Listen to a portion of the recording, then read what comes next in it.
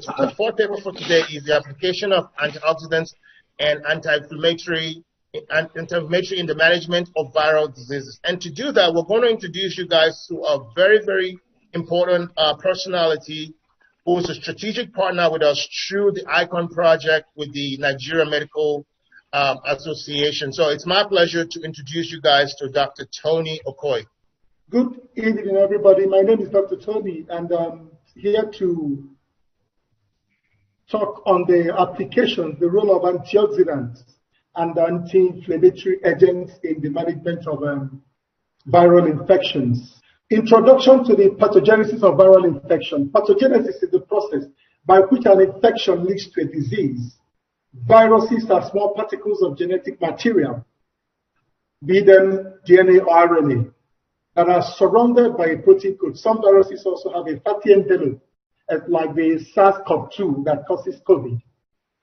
Viruses are incapable of reproducing on their own. They depend on the organisms, on their hosts, to be able to survive. Some viruses perform other good functions. Viral infections. What is a viral infection? A viral infection is a proliferation of harmful viruses inside the host, as they cannot reproduce without the assistance of the host.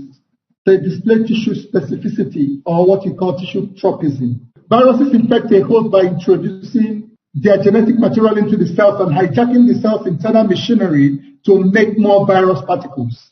This is one of the ways that virus, the process of direct injury to cell, this is one of the mechanisms. Symptoms of the viral illness occur as a result of cell damage, tissue destruction, and the associated immune response. Associated immune response, highlighted in red, is one of the ways that viruses do a lot of damages, like the COVID-19, SARS-CoV-2 virus. Their parasitic replication robs the host cell of energy and macromolecular components, severely impairing the host's ability to function and often resulting in cell death and disease. Next slide. Pathogenic mechanisms of viral disease include implantation of virus at the portal of entry. That's one of the ways it causes disease. It can also cause disease, local replication within the cell. When it invades a cell, when it gains entrance into a cell, it can cause disease within that cell, and that's the local replication, which will lead to the bursting and death of that cell. Spread to target organs, like I mentioned earlier, tropism. A lot of viruses have tropism that have cell or tissue specificity. They attack specific cells. That's why, for instance, COVID-19 has a lot of predilection for the lungs, for the cells of the lung, the alveoli. Spread to sites of shedding of virus in the environment. Then the factors that affect the pathogenic mechanism include key three factors that affect the pathogenic mechanism: the capacity of a virus to cause disease, accessibility of virus to tissue. For instance, a lot of the products, they have the antioxidants on the skin. For instance, SOG. There's a lot of SOG on our skin that helps to create the first mechanical barrier, against the entrance of virus into the tissue. So, but when the virus has access to any tissue, the chances to cause disease within that tissue greatly increases. Cell susceptibility to virus multiplication.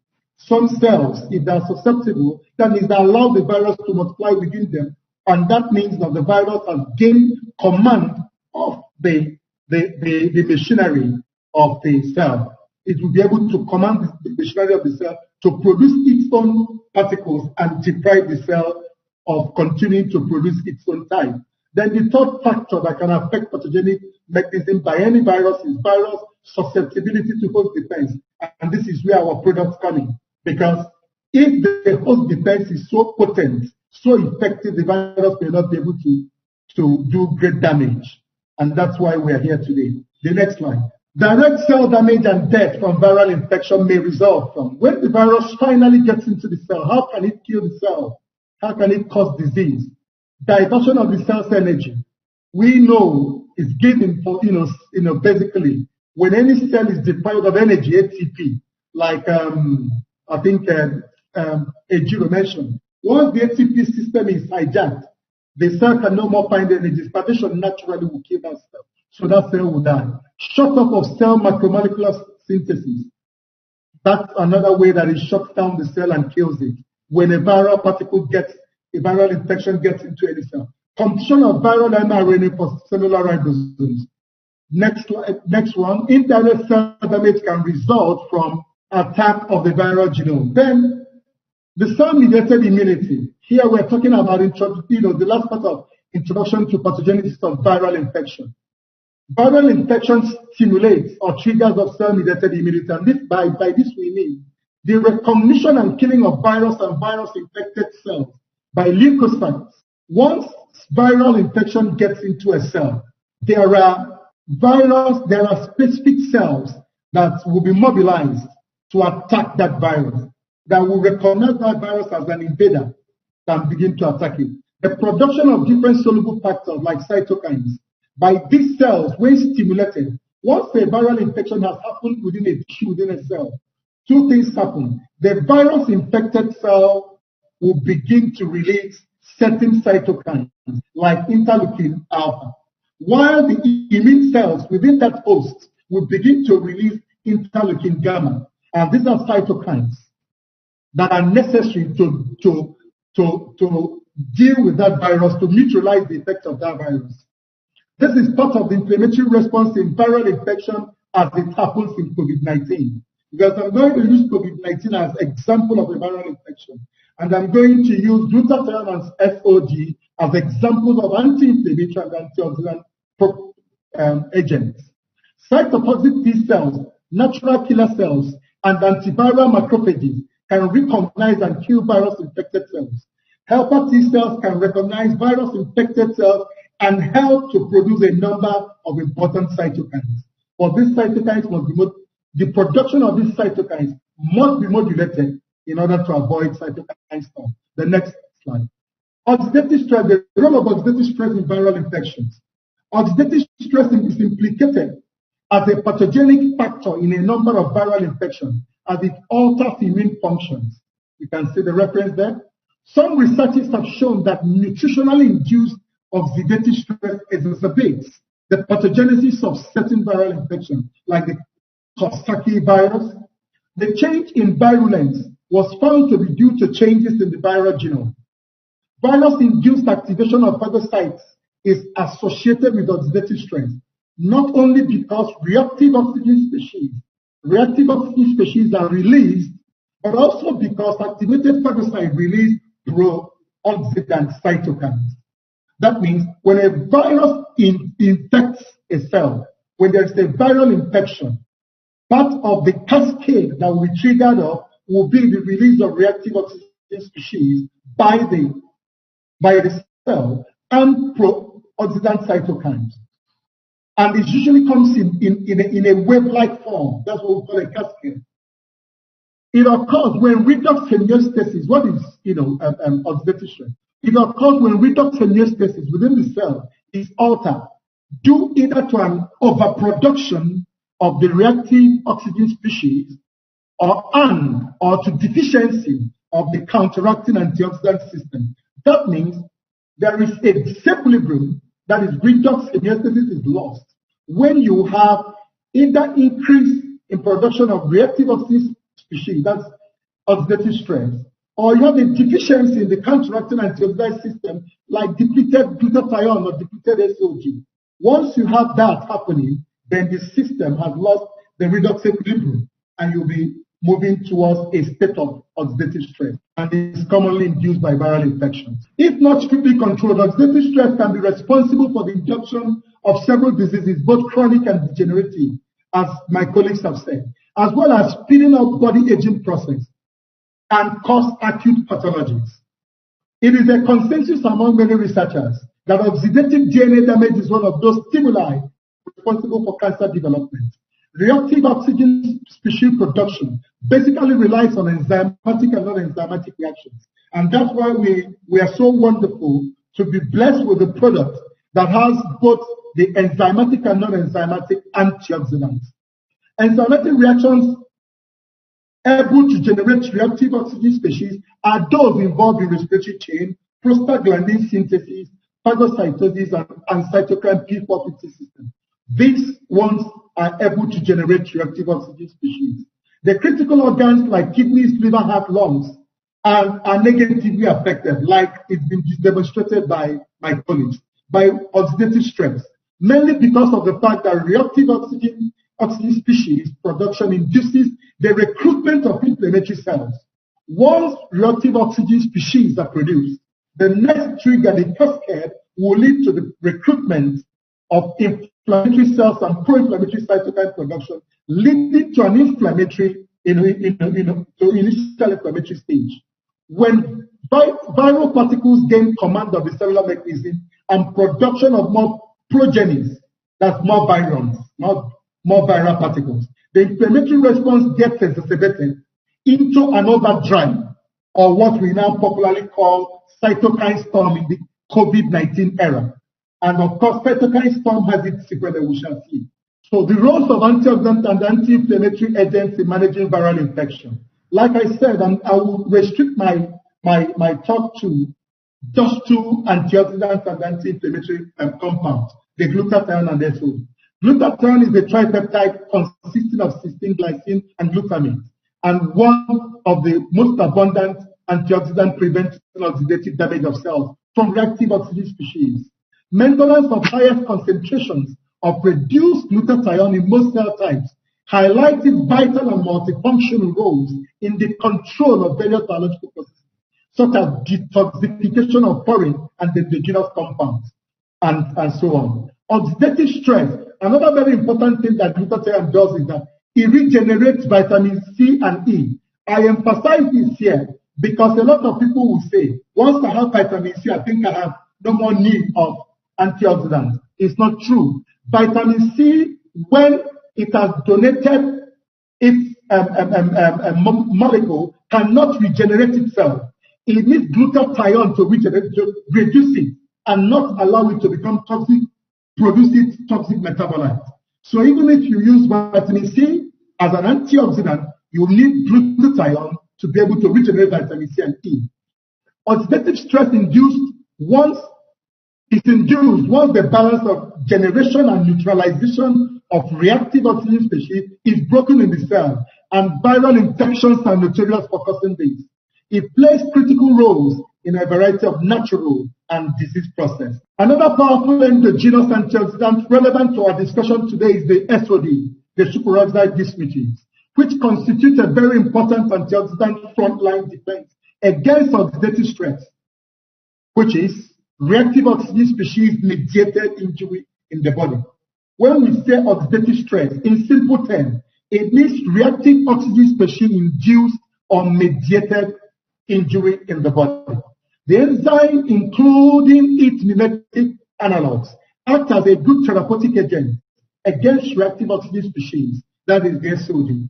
There are a group of metalloenzymes that are found in all kingdoms of life and catalyze the dismutation of superoxide anion free radical into molecular oxygen and hydrogen peroxide, and decreases the oxygen ROS concentration, which will damage the cells if left at excessive level. Whenever reactive oxygen species is left at excessive level in any cell, in any tissue in the body, it will lead to damage of the whole cells. They serve as anti-inflammatory agents and can also prevent precancerous cell changes, that is the SOG. Natural SOD levels in the body drop as the body ages. Hence, one becomes more prone to oxidative stress-related diseases with age, necessitating supplementation. SOD is used in cosmetics and personal care products as an anti-aging ingredient and antioxidant. As an antioxidant due to its ability to reduce free radical damage to the skin, therefore preventing wrinkles, fine lines, and age spots. And it also helps with wound healing, softens scar tissue, protects against UV rays, and reduces other signs of aging. I took time to list this here because this is the value we get in a molecule, in a capsule of PurXcel, because of the potency of the SOD inside a capsule of PurXcel. It has been reported that SOD has an important link in several human health problems, including RBC-related disorders and so much. Furthermore, a strong association between the activity of SOD and Alzheimer's disease has been suggested by some researchers.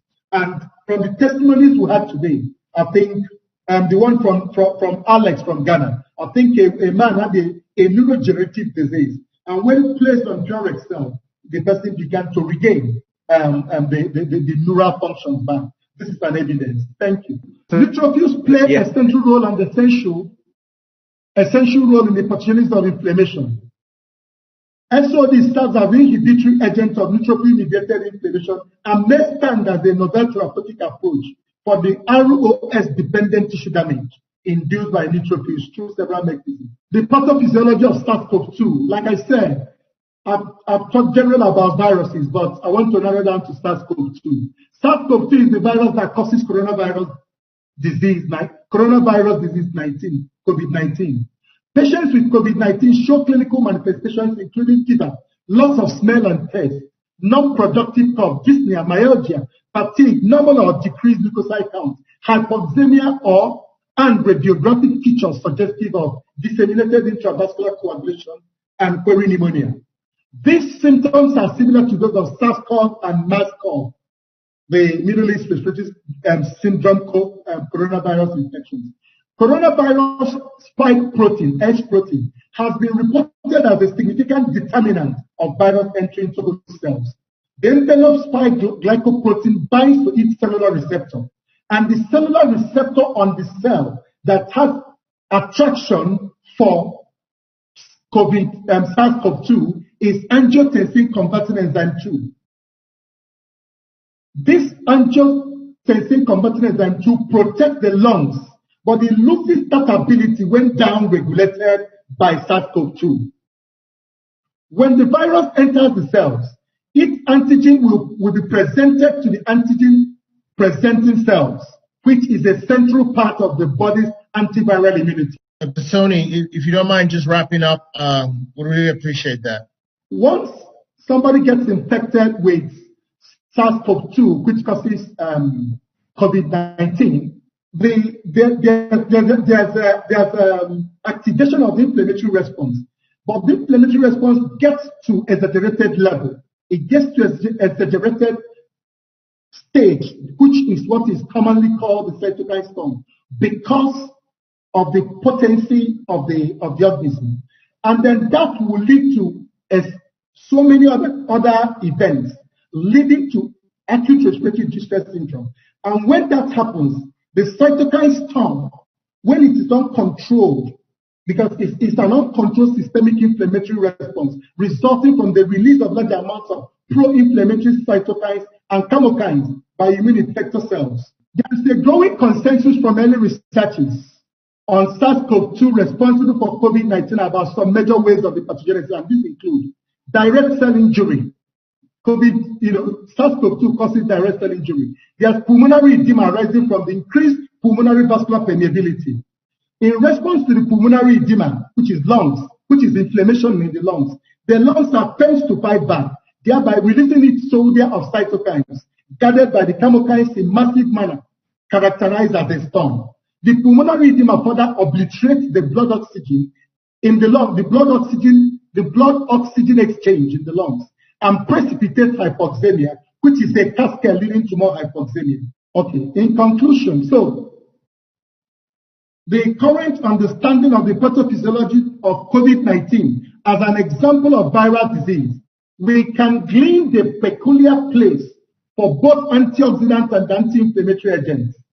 It is also more beneficial to conclude that early or routine supplementation of antioxidants and anti-inflammatory agents in both healthy cohorts and those with age-related depletion or such as due to pre-existing comorbidities will be one of the options in the fight against COVID. The use of bioavailable glutathione and its precursor NAC or an SOD fortified with Aloe Acemannan in a very potent fixed-dose combination such as PurXcel is strongly advocated. Natural SOD levels in the body will decrease as we age, necessitating supplementation. Can we have the next slide? Yes. An extensive literature analysis of the works of many scientists across the globe and their case series studied by the team led by Alexei Polonikov concluded as follows: that glutathione deficiency is exactly the most plausible explanation for serious manifestation and death in COVID-19 infected patients. The major risk factor established for severe COVID-19 infection and related glutathione deficiency found in COVID-19 infected patients with moderate to severe illness have further reinforced the conclusions that oxidative stress contributes to hyperinflammation of the lung, leading to adverse disease outcomes such as acute respiratory distress syndrome, disseminated intravascular coagulopathy, and multi-organ failure and death.